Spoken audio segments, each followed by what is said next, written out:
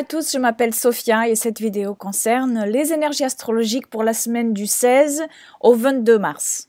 Semaine de nouvelle lune, d'éclipse solaire, de carré Uranus-Pluton et de changement de saison.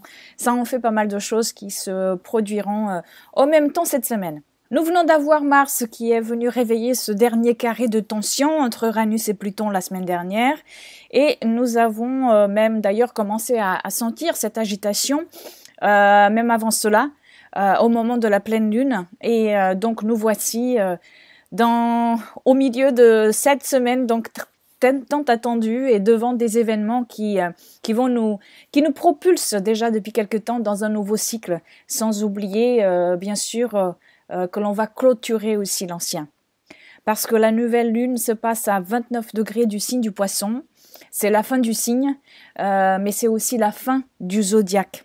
On est dans plusieurs fins, fin de signe, fin de zodiaque, fin de saison, fin de dialogue entre deux planètes lentes, Uranus-Pluton. Donc même si une nouvelle lune nous parle toujours de commencement, il ne faut pas oublier que le commencement arrive toujours et ne peut arriver qu'après que quelque chose soit arrivé à sa fin. Cette nouvelle lune est une lune de fin et de recommencement. Le fait que ce soit une éclipse intensifie cela. Une éclipse est toujours ressentie jusqu'à plusieurs mois après. Nous allons avoir cette nouvelle lune en Poisson qui nous demande de tirer un trait sur quelque chose. Là où vous avez dans votre thème personnel 29 degrés du Poisson, c'est le domaine où il y a quelque chose à laisser partir. Et tout de suite, entre 0 et 1 degré du Bélier, ils sont collés, ces degrés bien sûr, où il y a plutôt quelque chose à entreprendre. Puisque ces degrés se touchent, cela veut dire que pour beaucoup d'entre nous, ces degrés vont être et sont dans un même secteur. Donc peut-être qu'il y a une façon de faire, d'agir, etc., qui doit maintenant changer pour faire place à une nouvelle perception de ce même secteur-là dans nos vies. Le Soleil et la Lune seront en harmonie avec Saturne, qui est maintenant en rétrogradation jusqu'au mois d'août. Et cela me parle de tout le chemin qui va devoir être le nôtre jusqu'à l'été. Ce qui doit être lâché et le renouveau qui doit être entrepris sera beaucoup plus parlant une fois que Saturne deviendra direct, donc à partir après le mois d'août.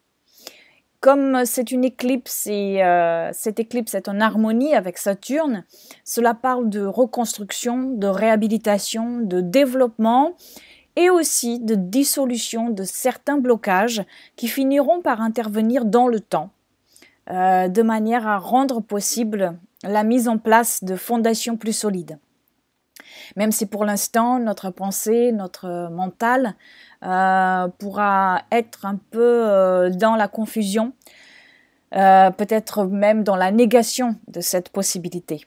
Et pourquoi ? Parce que nous avons Mercure maintenant complètement enveloppé dans les eaux du Poisson. Mercure est entre Neptune et Chiron et en carré, c'est-à-dire en tension à Saturne. Donc pour certains d'entre nous, cette éclipse, cette nouvelle lune, l'archétype de la victime pourra être présent, soit parce qu'on va se noyer dans une certaine susceptibilité qui sera trop présente et qui nous empêche de voir la vérité, ou alors parce que effectivement, certains d'entre nous seront en train de faire l'expérience de l'ombre dans leur vie et qui viendra leur donner plus tard la possibilité de transformation. Pluton est en harmonie avec Mercure pendant cette nouvelle lune. D'autres encore seront en train de faire l'expérience de la lumière, qui apparaît maintenant dans l'ombre et qui commence à les projeter vers l'extérieur, plus fort, plus éveillé, après des semaines, voire des mois d'exploration de l'ombre et que cette exploration ait été voulue ou imposée à soi. Cette nouvelle lune éclipse solaire sera donc plus ressentie par les poissons en général, signe ou ascendant d'ailleurs, surtout ceux du dernier décan bien sûr, mais aussi les autres signes mutables, Gémeaux, Vierge, Sagittaire, dernier décan également, Ou alors, si vous avez des planètes angles ou nœuds personnels entre 28 degrés du Poisson et 0 degré du Bélier. Le dialogue avec Saturne, il pourra être ressenti plus fortement si vous avez des planètes angles ou nœuds personnels à la toute fin du Poisson ou du Scorpion, ou au tout début du Bélier ou du Sagittaire.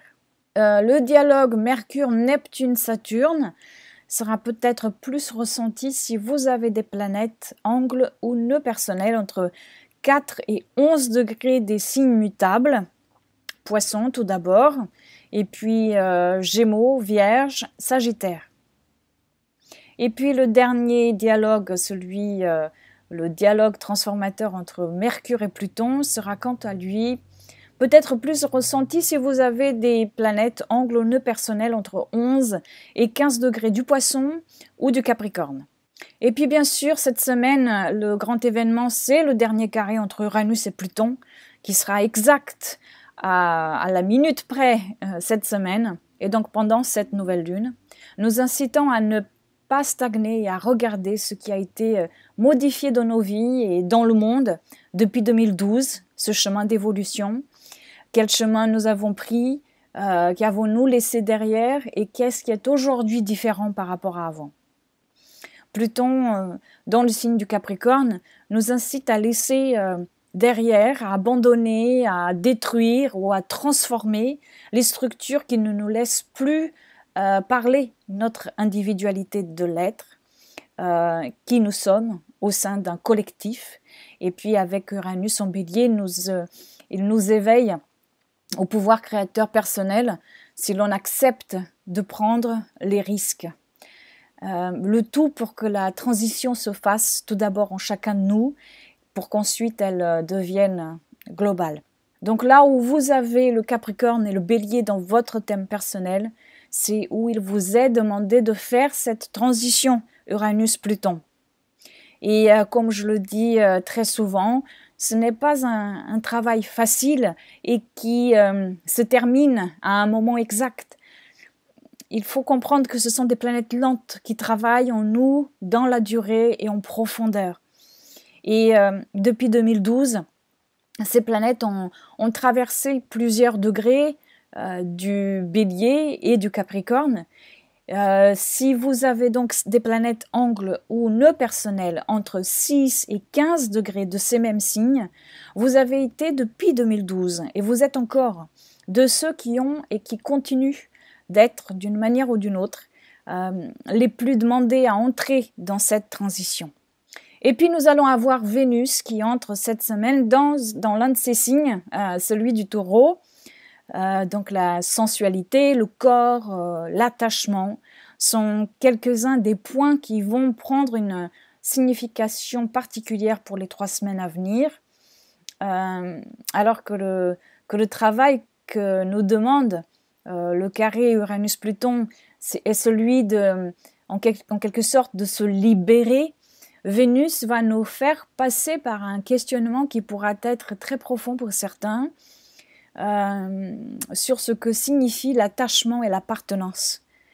Il nous est donné la possibilité, maintenant avec Vénus dans le signe du Taureau, d'adopter et d'intégrer de nouvelles valeurs et de laisser partir aussi d'anciennes. Et nous ouvrir à la créativité de manière à créer une nouvelle forme qui va permettre l'expression du soi. Dans le signe du Taureau, c'est dans la matérialisation que Vénus rend possible l'expression du soi, par la création d'une œuvre ou d'un projet, par les sensations ressenties par le corps, par la communion avec la nature, mais aussi par l'engagement ou le désengagement justement dans une relation.